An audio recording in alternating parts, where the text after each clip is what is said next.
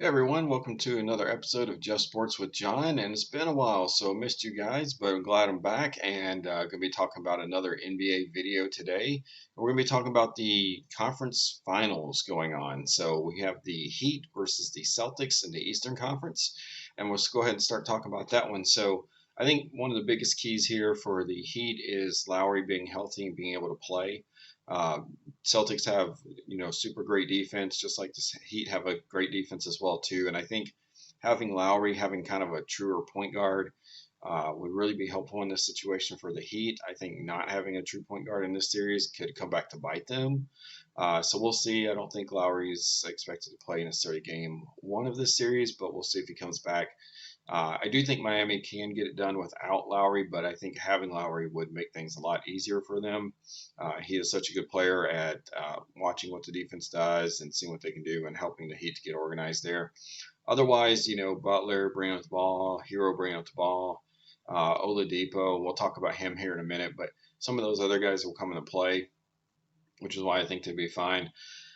Uh, Trying to predict this matchup is going to be really hard, but I think too Bam Adebayo is going to be key for the Heat.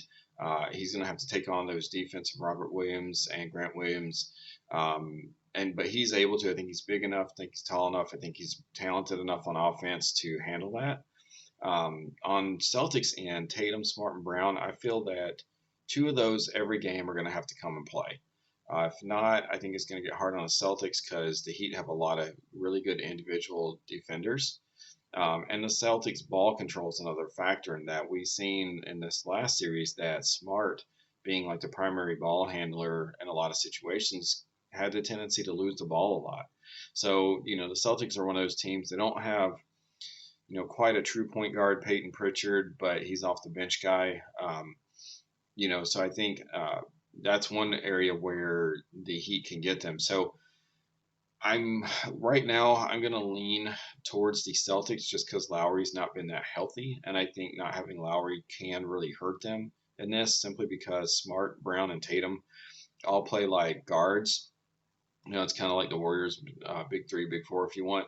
And I think just Celtics being able to swing the ball around, and I think Celtics play ultimately just a little bit better team defense. But we'll see some of the X factors that could change that. Victor Oladipo can act as a true point guard, and if he can come and bring it in this series, then that changes things. Duncan Robinson is another guy. He just has not been getting playing time, and I don't know why. I don't know if there's something going on where the coach was saving him for this series because I could see him being a really big key in this series, and he works well with Adebayo, so we'll see what happens there. Those are two really big X factors, in my opinion, for the Heat, especially if Lowry's not in there, then Oladipo becomes a really big factor. And then for Boston, Robert Williams' health, if Robert Williams can play, that gives them another solid defender, probably one of the best slow post defenders on Bam. And then Peyton Pritchard, we were talking about, kind of acts like a little bit more of a true point guard. When that guy's on, it gets very hard because now you have to you can't ignore him. But when he's off, he's terrible, and he doesn't do anything for the Celtics. So those are two X factors. But ultimately, the way it looks right now, I'm going to lean towards the Celtics a little bit. I really think them taking down the Bucks just showed how good of a team, and I don't know if we've seen just exactly how great the Heat can be other than the regular season, and that's a little bit different animal than when you're talking NBA playoffs. Okay, so now for the Western Conference Finals. This matchup, in some ways, I find it easier, but in some ways, it's harder. And obviously, who makes it harder is Doncic. I mean, Doncic is just tearing that up right now, and it's hard to bet against that guy. But Wiggins, Green, I think will be key for the Warriors in that regard.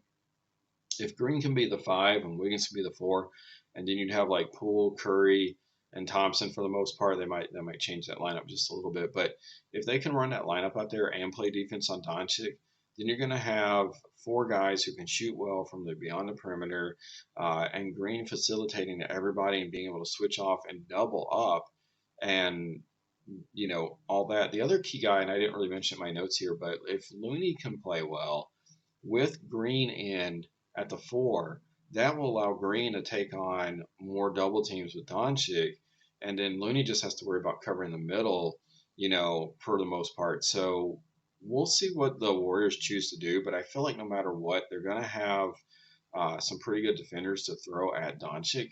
I think on the Mavs side, Doncic is going to always try to get matched up with Curry and Poole when he's out there, trying to take advantage of the height, and some other guys too for the Warriors. But again, I think Kerr's going to counteract by trying to have Green, you know, in proximity to wherever Doncic is. So we'll see what happens. I think also for the Warriors, you have to hope that Poole continues to stay hot, continues to do well. Mavericks just don't have as many defenders. They're not quite as good a defensive team. Plus, if you got Poole, you got Curry, and you got Thompson all going off out there, Doncic's going to have to cover somebody. He can't not cover somebody, and I think that's going to end up being a problem for the Mavs. Um, the other thing for the Mavs is who's the number two scorer right now. It's been Brunson, but I wouldn't say that's always consistent. Dinwiddie has to step up. Bullock has to step up. Kleber has to step up. They all have to step up for the Mavericks to win the series, and I just don't see that happening. I think they got very fortunate with the last series. I don't know what the Suns' problem was. They just seemed not motivated, and I just don't think the Warriors are going to have that issue. Um, and I also think there's going to be a coaching advantage here. I think Kerr has the coaching advantage. Jason Kidd in the past has not been a very good coach. He's been a lot better coach this year. I will give him credit on that. But I still just don't trust his coaching acumen. And I think we're going to see that in this series. I think we're going to see him finally get out coached a little bit. You can have the best player in the world all you want, but eventually, look at Karl-Anthony Towns for years at Timberwolves. You don't have good coaching. You don't have good staff to develop these other guys, to let these other guys know how to play the best with the superstar. Won't matter. And so I think we'll see a little bit of a coaching thing as well here too. But those are my predictions. So I predict the Warriors over the Mavs. I'm going to predict the Heat. I mean, excuse me, the Celtics over the Heat.